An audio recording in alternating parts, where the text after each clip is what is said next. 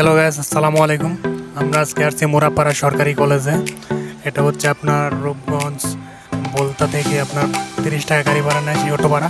তো এই কলেজটা দেখতে আসছি। এটা একটা পুরাতন রাজবাড়ি ছিল। তো অনেক সুন্দর একটা জায়গা, দেখে আমাদের খুব ভালো লাগছে।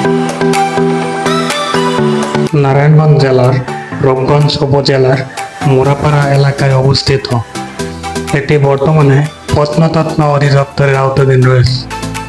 এটি অতীতে রাজবাড়ি হিসেবে পরিচিত লাভ করলেও বর্তমানে এটি মোরাপাড়া সরকারি কলেজ হিসেবে পরিচিত লাভ করেছে।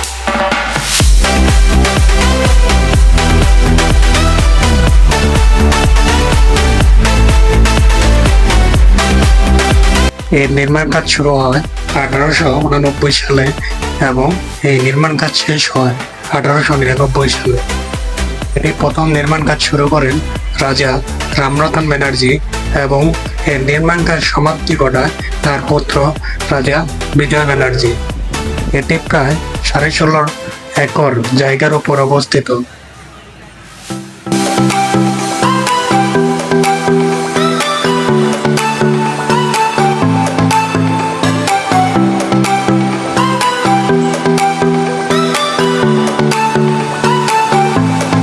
90টির অধিক কক্ষ বিশিষ্ট এই প্রাসাদের সামনে রয়েছে মাঠ, মন্দির, পুকুর, মঠ, অতিথিশালা ইত্যাদি।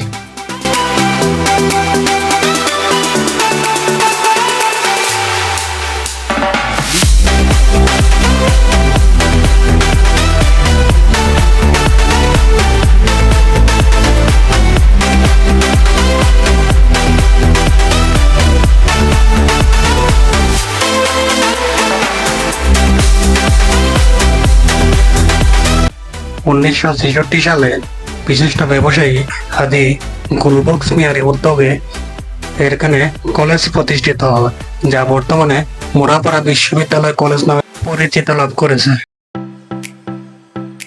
পারছি। তো তোমার কাছে কেমন লাগলো এখানে এসে? হ্যাঁ, এখানে এসে ভালো লেগেছে। এখানের পরিবেশ এবং যেটা কলেজ, এখানে মনোরম পরিবেশ আছে।